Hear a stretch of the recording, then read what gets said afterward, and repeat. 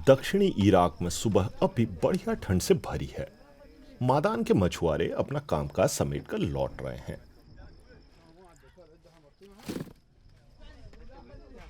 अबू हैदर भी मछुआरे हैं, लेकिन वे कब तक मछली पकड़ते रहेंगे उन्हें नहीं पता। पानी में डूबी दलदली भूमि सूखने लगी है। ये हमारे लिए समस्या है। यह हमें बुरी तरह प्रभावित करती है। मछलियां मर रही हैं और भैंसें भी बीमार हो रही हैं। फिलहाल वहां पर्याप्त मछलियां हैं, लेकिन वे लगातार घट रही हैं क्योंकि गर्मी पड़ रही है और पानी खारा हो रहा है। मछलियों का दम घुट रहा है। ये दलदली इलाका यानी कच्छ 8,000 वर्ग किलोमीटर में फैला है। 2016 में यूनेस्को ने इस अनोखे बायोटोप को विश्व धरोहरों की सूची में शामिल किया। मछलियों की बड़ी संख्या के साथ ही यहाँ कई पंछियों की दुर्लभ प्रजातियां भी रहती हैं।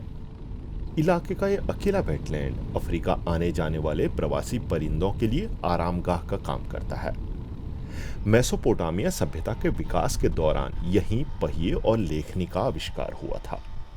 दजला और फरात नदियों के इस इलाके में आज भी उन पौराणिक सभ्यताओं के वंशज मदान लोग रहते हैं। इतिहासकारों को लगता है कि यही कच्छ उस स्वर्ग का मॉडल हो सकता है जिसका जिक्र बाइबल में है, लेकिन अब यहां विनाश दिख रहा है। तुर्की और ईरान में बांध बनने के बाद से ही दजला और फरात नदियों को बहुत कम पानी मिल रहा है। इसका सीधा असर इस कच्छ पर भी पड़ा है। बेसिन की ये महान नदियां सूखने लगी हैं। जलवायु परिवर्तन समस्या को और विकराल बना रहा है। गर्मी जितनी बढ़ेगी उतना ही ज्यादा पानी भाप बनकर उड़ेगा। राहत संस्थाओं को लगता है कि इन इराकियों की आजीविका पर गंभीर खतरा मंडरा रहा है। कच्छ के सूखते इलाके लगातार फैलते जा रहे हैं।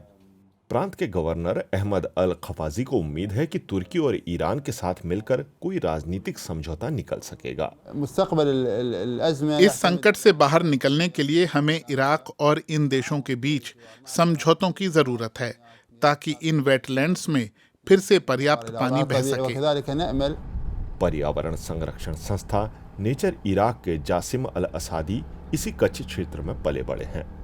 पानी और भूमि के अद्भुत मिलन से बने इस इलाके के भविष्य को लेकर वो चिंतित हैं। उन्हें लोगों की भी फिक्र है जो यहाँ रचे बसे हैं। ये सिर्फ पर्यावरण या पानी पर असर डालने वाली समस्या भर नहीं है।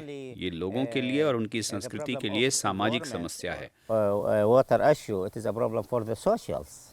अगर हमने कच्छ खो दिए तो यहाँ मौजूद पौराणिक और समृद्ध संस्कृति भी खत्म हो जाएगी।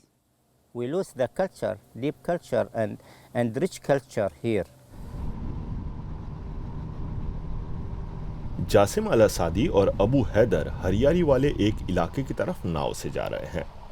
भैंसें खुद को ठंडा रखने के लिए यहाँ नहाती हैं। आखिरकार हरियाली और उससे मिलता धूल भरा इलाका आ जाता है। यहाँ टेंट और पशुओं के बाड़े हैं।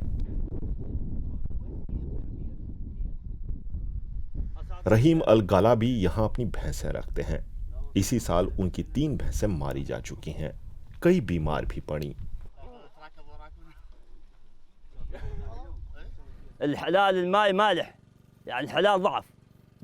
देखिए, भैंसें हमारी रोजी रोटी हैं।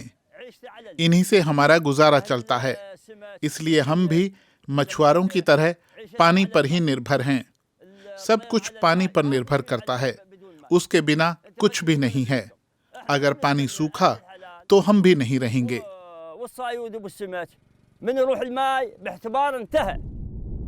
1990 के शुरुआती दशक में इराकी शासक सद्दाम हुसैन ने पूरे वेटलैंड से पानी निचोड़ दिया। तब ये कच्छ कुछ ऐसा दिखता था। मादान समुदाय को अपना घर बार छोड़ना पड़ा। सद्दाम हुसैन को सत्ता से हटाने के बाद ही यहां फिर से पानी लौटा, लेकिन मादान समुदाय के आधे लोग ही यहां लौटे।